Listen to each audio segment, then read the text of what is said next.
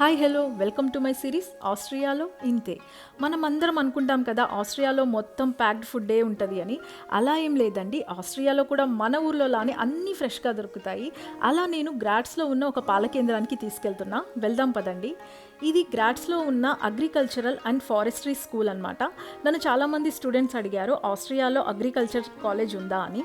ఉందండి, దీన్ని LFS గ్రాటెన్ half అంటారు. దీని గురించి నేను డీటెయిల్గా ఇంకో వ్లాగ్ చేస్తాను.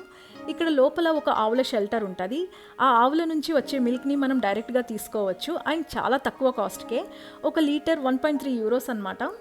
అండ్ ఫ్రెష్ పాలు చాలా తిక్కుగా కూడా ఉంటాయి. మనమే ఒక బాటిల్ తీసుకెళ్ళి ఫిల్ చేసుకోవడమే. ఇది ఒక ఏటీఎంలా, అంటే ఎనీ టైం మిల్క్ అనమాట.